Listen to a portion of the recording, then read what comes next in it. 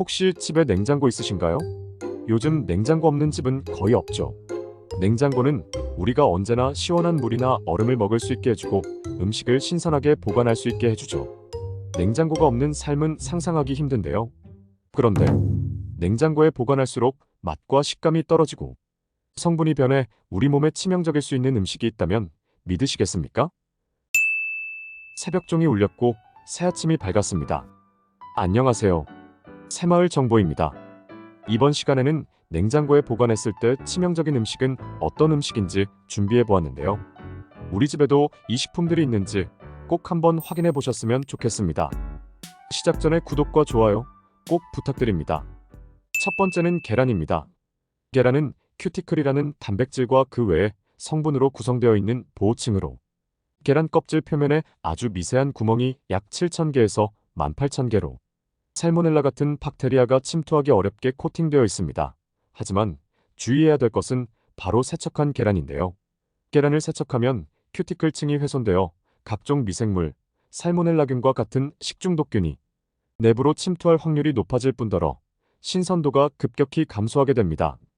따라서 잘못 섭취했을 경우 설사와 함께 경련성 복통, 두통, 발열, 구토 등 증상이 나타나고 심할 경우 중추신경계로 침투해서 온몸에 염증을 일으킨다고 합니다. 최대한 세균으로부터 감염을 억제하기 위해 물로 세척하지 않은 상태 그대로 냉장고에 보관하는 것이 좋으며 이 경우 최대 한 달 정도까지만 보관하는 게 좋습니다. 현재 우리나라에서는 세척된 계란과 세척되지 않은 계란 둘 다 유통되고 있어 마트에서 계란을 구매할 때는 세척란인지 잘 확인하셔야 합니다. 구매한 계란이 잘 구분되지 않더라도 냉장 보관을 하는 것이 좋은데요. 한 연구 결과에 따르면 계란의 표면이나 내부가 이미 살모넬라균으로부터 침투되어 오염되었을 때 상온에서 3주 후 위험한 수준에 도달하지만 냉장 보관을 했을 경우 6주 후에도 박테리아가 자라지 않는다고 합니다. 그래서 되도록 냉장 보관을 하되 냉장고 문칸이 아닌 냉장고 중간 또는 하단 안쪽 칸에 보관통에 따로 담아 보관하는 것이 보다 신선하게 보관할 수 있습니다. 두 번째는 감자입니다. 많은 분들이 감자를 좋아하실 텐데요. 보통 감자는 한 번에 많은 양을 사서 먹게 되어 보관 방법이 매우 중요한 식품입니다. 감자는 보통 햇빛이 들지 않는 서늘한 곳에 보관해야 해서 냉장고에 넣어 보관하시는 분들도 계시죠. 하지만 감자는 영상 7도 이하의 온도에서 탄수화물이 당으로 변하는 현상이 일어난다고 합니다. 이렇게 당으로 변한 감자가 고온에 노출되면 아스파라긴이라는 성분과 결합해 아크릴 아마이드라는 물질이 발생합니다. 아크릴 아마이드라는 물질은 국제암연구소에서 지정한 인체 발암 추동물질로 고온에서 튀기거나 굽거나 조리 시간이 길수록 더 많이 생성되기 때문에 감자를 절대 냉장고에 보관하시면 안 됩니다. 감자를 올바르게 보관하기 위해선 구멍 뚫린 봉지 또는 종이로 된 봉투나 상자에 넣고 건조한 곳에 보관하시는 것이 좋습니다. 모든 식품들이 그렇듯이 너무 오랜 시간 방치해 두는 것은 좋지 않으며 2-3개월 내에 보관된 감자들을 다 먹는 것이 좋습니다.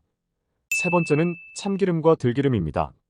참기름은 참깨를 볶은 후 압착해서 짜는 기름으로 불포화 지방산이 많은 건강한 식물성 기름입니다. 참기름은 산패를 막아주는 리그란 성분이 풍부하여 짙은 병에 담고 그늘진 곳에 상온 보관하면 최대 2년까지 두고 먹을 수 있습니다.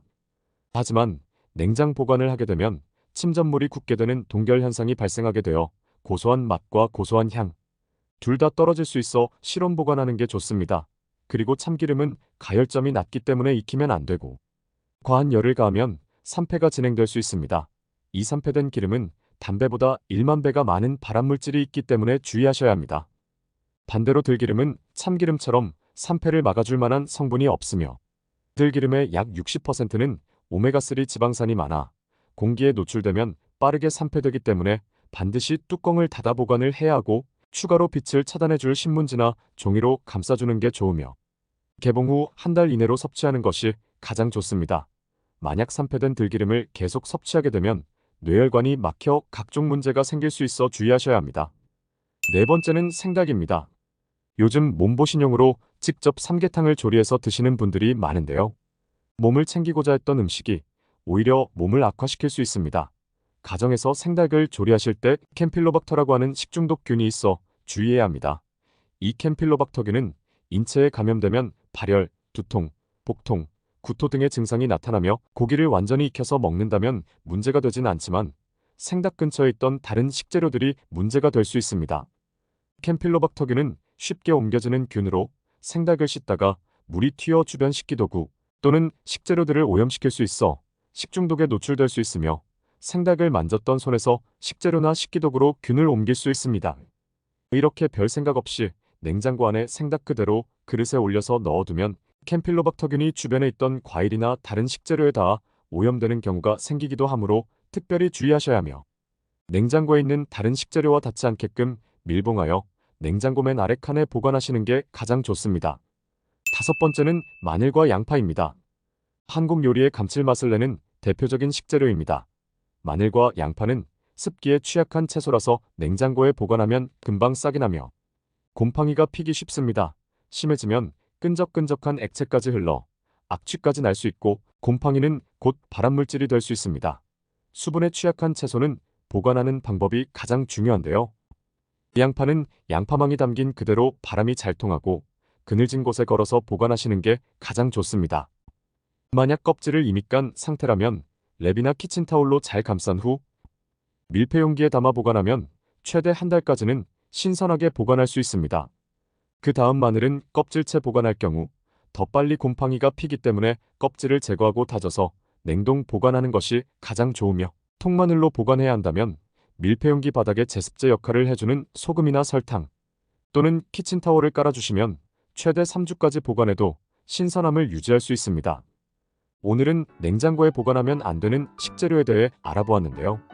올바른 식재료 보관 방법도 중요하지만 먹을 만큼만 구입하여 드시는 게 제일 좋은 방법이라 생각합니다. 여러분의 구독과 좋아요는 언제나 큰 힘이 됩니다. 시청해주셔서 감사합니다.